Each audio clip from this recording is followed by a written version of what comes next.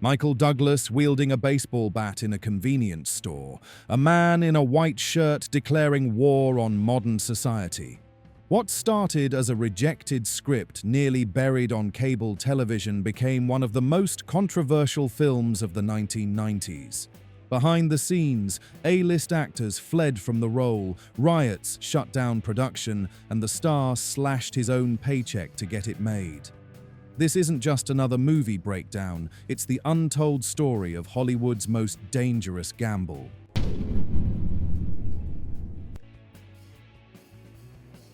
Before falling down terrorized audiences, it was collecting rejection slips like parking tickets. Every major studio passed, calling it too bleak, too risky, too much of a mirror nobody wanted to look into. The script was headed straight for HBO's graveyard, a made-for-TV burial where bold stories go to die quietly. Then Michael Douglas read it and saw something the executives missed. A character study so raw it could define an era. He didn't just say yes to the role. He fought Warner Brothers for a theatrical release. When they balked at the budget, Douglas made an unprecedented move that saved the film. But his sacrifice was just the beginning of this production's wild journey.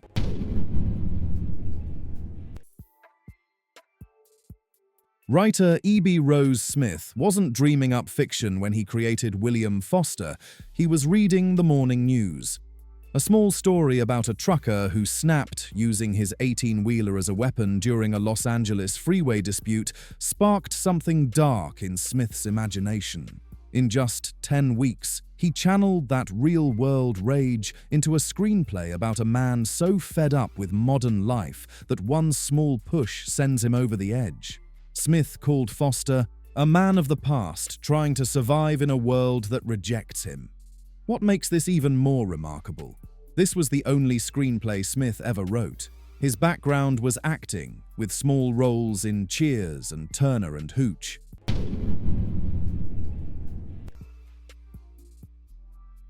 But wait until you hear which Hollywood legends ran screaming from this role.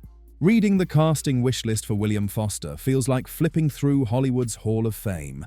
Harrison Ford, Jack Nicholson, Dustin Hoffman, Robert De Niro, Robin Williams, Jeff Bridges, Mel Gibson, one by one, they all said no. Some feared the darkness of the character. Others worried audiences wouldn't follow them into a story where the line between victim and villain vanished completely. A few wanted nothing to do with the political firestorm they knew the film would ignite. Foster remained trapped on paper, a man without a face, waiting for someone willing to risk everything. When Michael Douglas finally stepped up, every rejection suddenly made sense. But the character's look required more than just the right actor.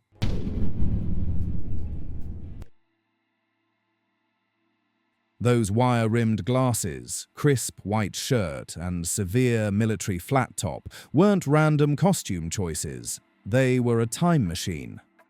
Joel Schumacher's hairdresser pitched the military-inspired cut, the kind that belonged to a man who once believed the world had order and rules. Douglas didn't hesitate. The moment the clippers buzzed, he watched William Foster materialize.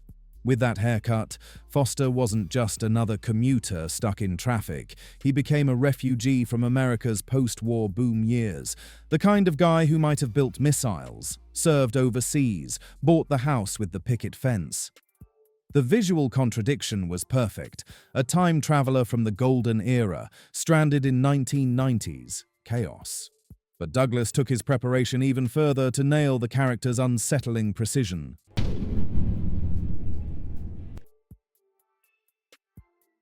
Michael Douglas didn't just want Foster to look like a veteran, he wanted him to move like one. He spent weeks studying Vietnam veterans, analyzing their posture, their precision, the way they carried themselves decades after leaving service. Every gesture became deliberate.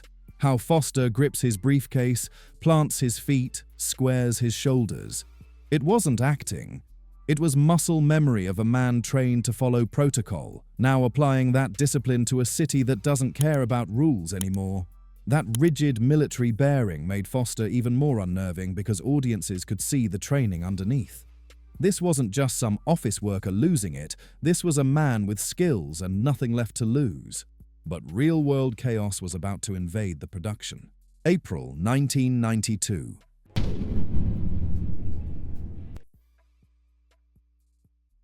Falling Down was shooting peacefully in Linwood when the Rodney King verdict dropped.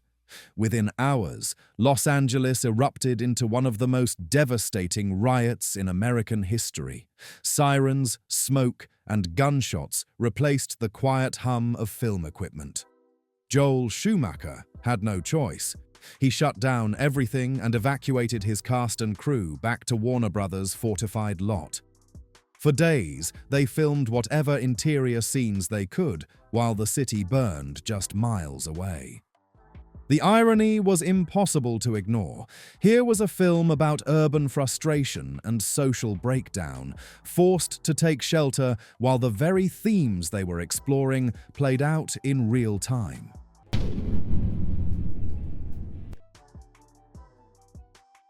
That suffocating traffic jam opening wasn't just random chaos. It was high art disguised as road rage. Joel Schumacher lifted the concept directly from Federico Fellini's 1963 masterpiece 8½, which opens with its protagonist trapped in his car like a prisoner until he escapes by floating into the sky. Falling Down kept the claustrophobia, but skipped the fantasy. Schumacher shot those sun-baked cars like a waking nightmare, stretching what should be minutes of impatience into a suffocating eternity. You could practically smell the vinyl baking in the California heat. But sometimes the best moments in filmmaking are completely accidental.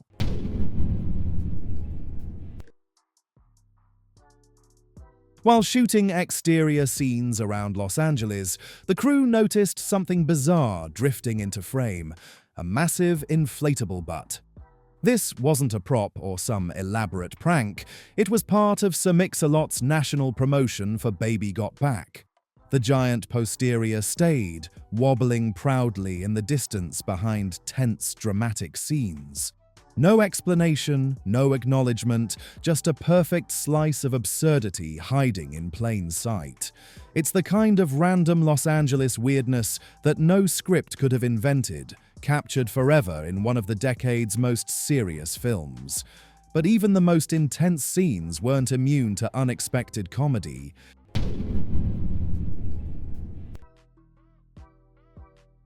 The whammy burger scene crackles with tension, a gun on the counter, terrified employees, Michael Douglas delivering lines with stone-faced intensity. Right in the middle of this pressure cooker stands Dee Dee Pfeiffer as Sheila. There was just one problem. Pfeiffer couldn't stop grinning. Michael Douglas's absurdly serious delivery while complaining about burger aesthetics was too much for Michelle Pfeiffer's younger sister to handle. The script called for terror and compliance. Instead, you can catch her fighting giggles while a loaded weapon sits 3 feet away. Director Joel Schumacher saw the footage and didn't yell cut. He kept it because that inappropriate smile made the moment even more unsettling. But this director wasn't the original choice.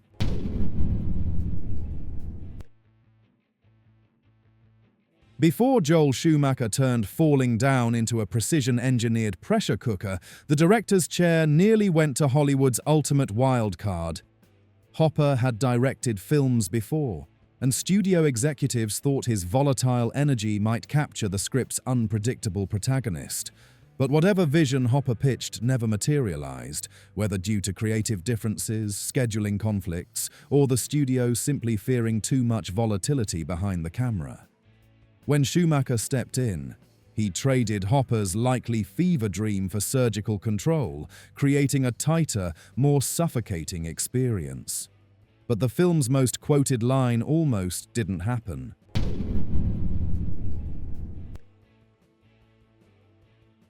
"I'm the bad guy." It's not a punchline. It's not even really a question. It's the sound of a man who thought he was the hero suddenly realizing he's been the villain all along. Those 4 words, delivered with Michael Douglas's perfect blend of confusion and dawning horror, became the film's emotional gut punch. The line struck a nerve that's still resonating decades later. People quoted it in bars, on message boards, in academic papers. It was self-pity, self-awareness, and self-delusion wrapped into one devastating moment of clarity. Douglas gave the movie its perfect moral center with a line that forced audiences to question everything they'd been feeling about Foster. But critics couldn't agree on what they were actually watching.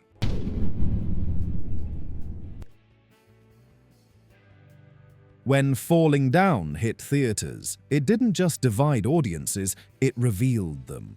Vincent Canby of the New York Times called it the most interesting film of the year, comparing it to a psychological inkblot test. Depending on who you were, a laid-off worker, a city cop, an immigrant shop owner, you saw someone else's truth staring back at you. For some, Foster was a folk hero, striking back at a broken system. For others, he was a cautionary tale about unchecked privilege and rage.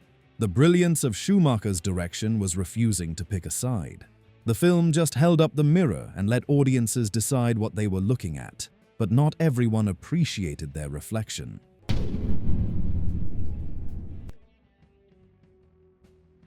The Korean American Grocers Association didn't just dislike Falling Down, they declared war on it. The opening confrontation between Foster and a Korean shopkeeper sparked fury over what many saw as reinforcing ugly stereotypes about Asian immigrants. Protests erupted, boycotts were organized, and statements were issued condemning the film's portrayal. The backlash grew so intense that South Korea took the ultimate step. They banned the film entirely, refusing to allow it in local theaters. For some viewers, the scene was uncomfortable satire about cultural misunderstandings in a fractured city. For others, it was just another Hollywood punchline at the expense of marginalized communities. The controversy proved the film wasn't just entertainment, it was a cultural flashpoint. But the debates were far from over.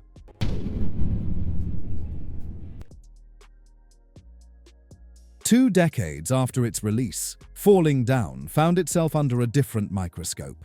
In 2017, LA Weekly published a provocative analysis calling it one of Hollywood's most overt yet morally complex depictions of the modern white victimization narrative.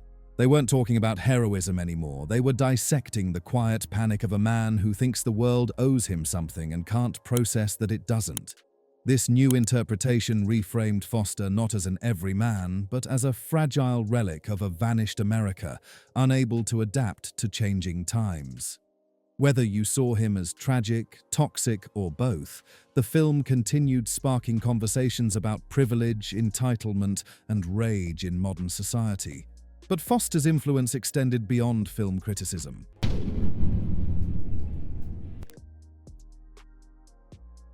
Some characters fade when the credits roll. William Foster refused to die quietly. 2 years after Falling Down terrorized theaters, his restless fury found new life in heavy metal. Iron Maiden's 1995 track Man on the Edge practically retold the movie beat for beat. The gridlocked opening, the briefcase full of lunch, the sense of being trapped in a world gone wrong. The chorus didn't whisper Foster's story, it screamed it. The musical tributes didn't stop there. In 2011, Foo Fighters released their music video for Walk, featuring Dave Grohl suited up in Foster's white shirt and tie, trudging through a sweltering city while replaying every memorable meltdown. Nearly 2 decades later, the character still resonated with musicians who understood that simmering frustration. But television found its own way to honor Foster's legacy.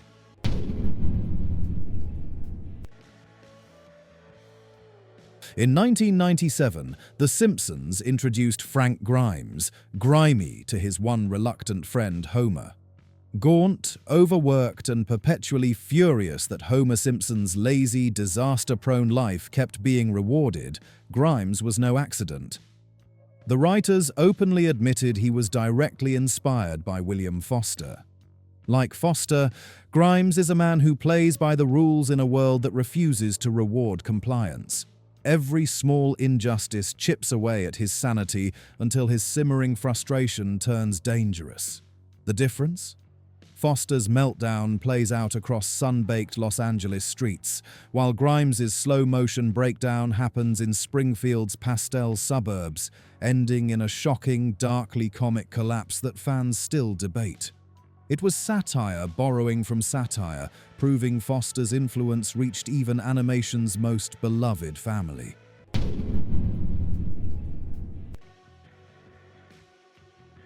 The studio executives had a different vision for William Foster's final moments. They wanted hope, redemption, maybe even survival, a hero's journey for the wronged and overlooked. Michael Douglas refused to budge. To him, the tragedy was the entire point. If Foster walked away alive, the story became a crowd-pleasing fantasy about justified revenge.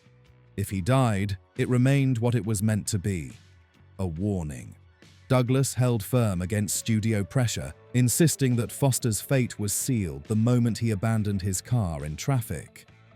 In the final cut, there's no victory lap, no last-minute salvation, just cold truth crashing down on a pier with nowhere left to run.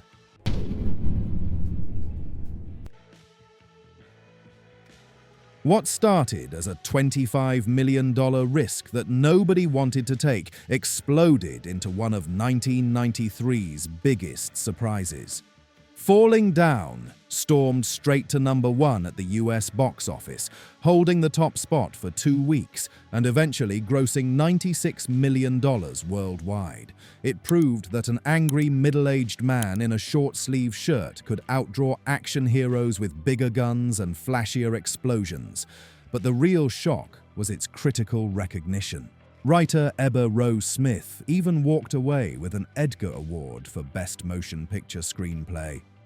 It was that rare Hollywood movie that could dominate multiplexes and walk red carpets with equal confidence. But for Michael Douglas, the numbers meant less than the performance.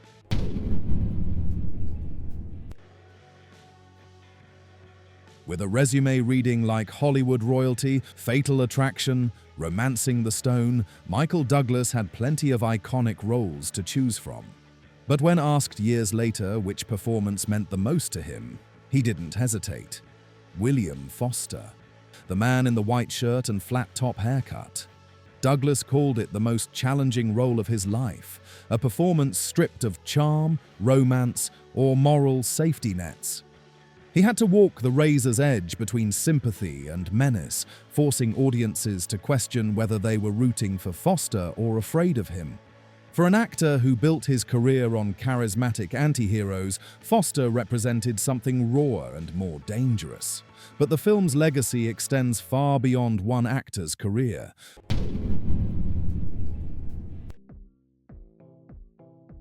Nearly 30 years later, Falling Down hasn't cooled off. It's still a lit match in a room full of gasoline. In university classrooms, professors use it to examine alienation in late 20th century America. On internet forums, users dissect it as a prophetic warning about social contract collapse. In the endless churn of online debates, William Foster keeps reappearing, sometimes as a cautionary tale, sometimes as an uncomfortable rallying cry. The arguments haven't evolved much. Is Foster a victim of systemic failure, or just a man refusing to take responsibility? Is the film satirizing rage or accidentally endorsing it? The fact that you can't pin down a definitive answer is exactly why it still hits like a gut punch after 3 decades. Falling Down continues to prove that sometimes the most dangerous roads aren't the ones we drive on, they're the ones we walk in our own heads. Michael Douglas didn't need charm to be unforgettable, and Hollywood didn't need explosions to create a thriller that still sparks debates 3 decades later. Keep watching Golden Frame for more untold stories behind the movies that defined generations and continue shaping conversations today.